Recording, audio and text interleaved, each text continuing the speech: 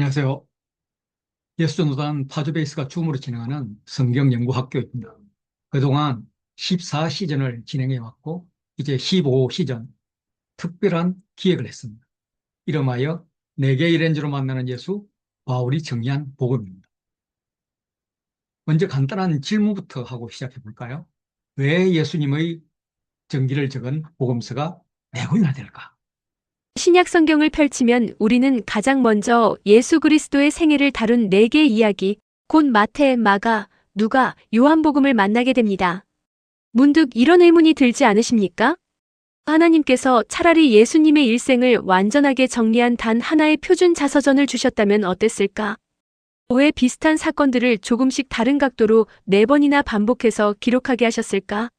만약 복음서가 하나뿐이었다면 우리는 읽기도 편하고 서론과 결론을 깔끔하게 정리할 수 있었을지도 모릅니다. 하지만 내 복음서는 결코 같은 말을 되풀이하는 중복 자료가 아닙니다. 하나님께서는 중복이나 실수가 아닌 성령의 정교한 감동으로 우리에게 네 개의 복음서를 주셨습니다. 저마다 바라보는 청중이 다르고 선포하고자 하는 메시지의 색깔이 명확합니다. 비유하자면 하나의 카메라 렌즈로는 웅장한 거대 산의 전경과 세부적인 꽃 한 송이의 아름다움을 동시에 담아낼 수 없습니다.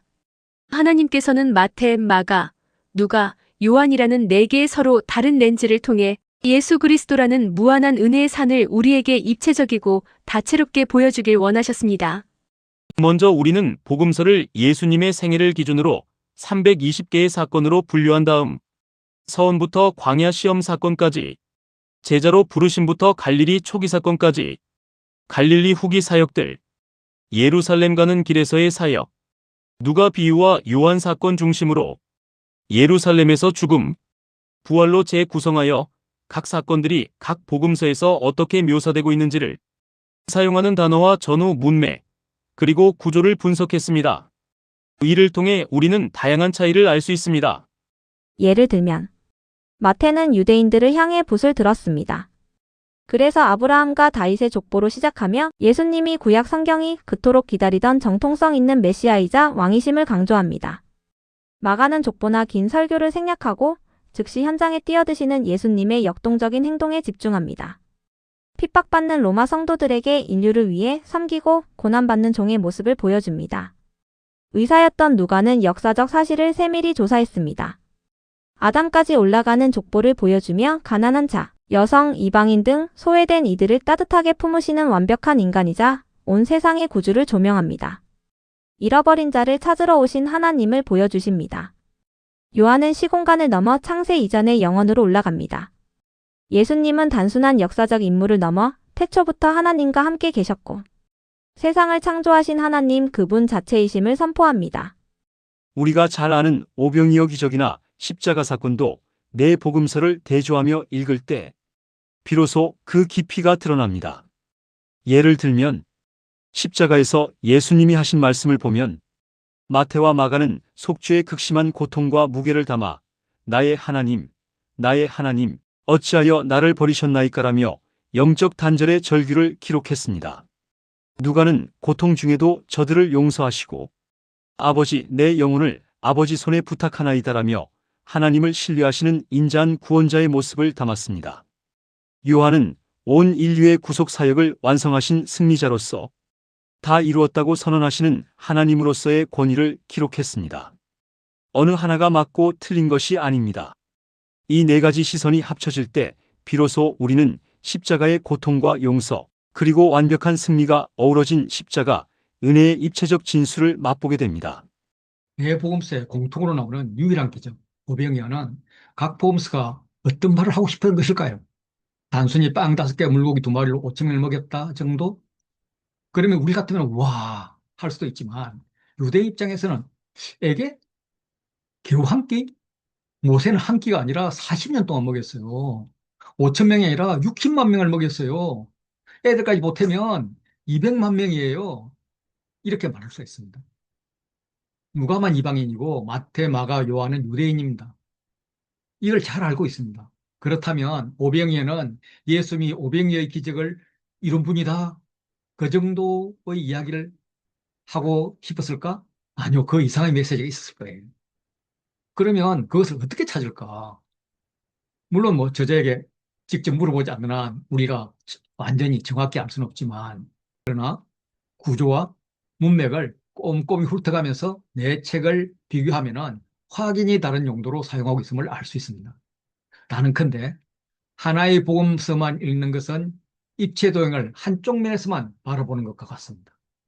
우리가 네 복음서를 함께 비교하고 대조하며 읽기 시작할 때 성경을 바라보는 영적 눈이 확 열리게 됩니다. 시기별 사건들의 비교 분석이 끝나면 우리는 다시 마태, 마가, 누가, 요한 복음서로 돌아올 것입니다. 그리고 각 복음서의 구조와 사건의 의미를 통해 각 복음서가 강조하는 말씀을 나눌 것입니다. 그리고 로마서로 들어갑니다. 그렇다면 복음서와 함께 바울의 로마서를 읽으려 하는 이유는 무엇일까요? 복음서가 예수 그리스도의 사역과 십자가와 부활이라는 역사적 사건을 담고 있다면 로마서는 그 사건이 인류에게 갖는 신학적 의미를 가장 체계적으로 해석하고 체계화한 책입니다. 복음서가 예수님이 누구이시며 무슨 일을 행하셨는가라는 역사적 전모를 보여준다면 로마서는 그 사건이 왜 필요했는지, 그것이 어떻게 우리를 구원하는지, 그리고 그것이 구약의 율법 및 이방인과 유대인의 관계를 어떻게 완성했는지를 논리적으로 해명합니다. 복음서가 구원의 역사를 보여준다면 로마서는 구원의 원리를 설명합니다. 사실 로마서가 사복음서보다 먼저 쓰여졌다고 보는 것이 일반적입니다. 그러나 역사적 사건은 복음서가 담고 있는 예수님의 생애와 십자가 사건이 먼저입니다. 그래서 복음서와 로마서는 서사와 신학이 서로에게 깊은 영향을 미치며 복음의 입체성을 완성해 갔다고 볼 수 있습니다. 로마서는 십자가 사건을 단순한 비극적 순환이 아닌 구속사적 중심으로 보게 했습니다. 이방인 구원과 율법의 완성이라는 구원론적 프레임을 제공했습니다. 예수가 누구이신가에 대한 신학적 언어와 개념을 형성했습니다. 바울이 선포한 십자가의 구속사적 의미와 은혜의 신학적 토양 위에서 복음서 저자들은 예수님의 생애를 기록했습니다. 반대로 복음서는 바울의 정교한 교리가 단순한 관념이 아니라 역사 속에서 살아 숨쉬는 실제였음을 입증합니다. 따라서 모든 성경이 그렇지만 특히 사복음서와 로마서는 반드시 함께 읽으며 복음을 정리하는 것이 필요합니다. 사복음서는 복음의 뿌리와 나무에 해당하는 역사적 사건을 보여주고 로마서는 그 나무에서 맺힌 신학적 열매인 교리와 의미를 설명해주기 때문입니다. 혼자 하면 어렵지만 함께하면 가능합니다. 성경의 구조와 문맥을 비교하면서 깊은 은혜의 세계로 들어가는 일은 체계적인 가이드가 필요합니다. 이번 성경학교를 통해서 복음의 뿌리인 사복음서와 신학적 열매인 로마서를 확실하게 정리하고자 합니다.